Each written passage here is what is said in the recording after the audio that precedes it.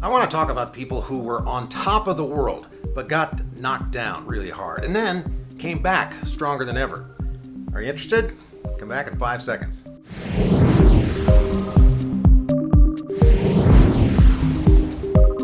Hi, Ross Shafer here, and I want to thank you for finding the Relevant Leaders Club, where I post ideas to sustain your business or your career. And today, I've got a bounce-back story of resilience that might surprise you, hopefully inspire you.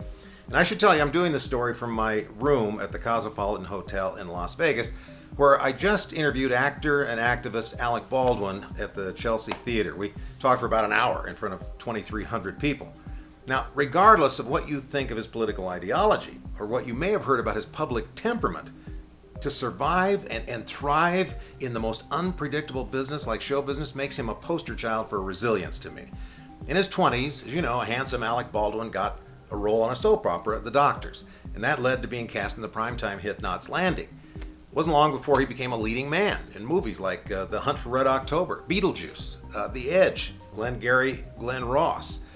He married the extraordinary Kim Basinger, but when their marriage crumbled, the 5-year high-profile custody battle over their daughter devastated his health and his career. Alex says the exhausting courtroom drama and the travel demands drained him of all his energy. He didn't have time to stay in his usual top physical condition, and the leading man roles dried up.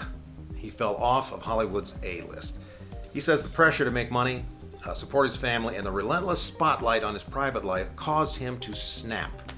Really? Have you ever said or done things that you regret? I know you have. The difference is that your frustrations aren't captured on film by 1,000 paparazzi and then broadcast all over the globe. So what did Alec do?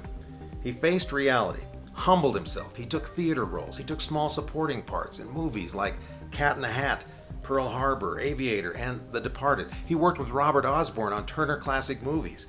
He became the radio voice for the New York Philharmonic. He did cameos on Will and Grace and Saturday Night Live. He even did commercials for Capital One. Now, what I admire about Alec Baldwin's resilience is that he never complained about it. He just worked harder. And Saturday Night Live producer Lauren Michaels was so impressed by Alec's work ethic that he cast Alec in what was a new show at the time, 30 Rock.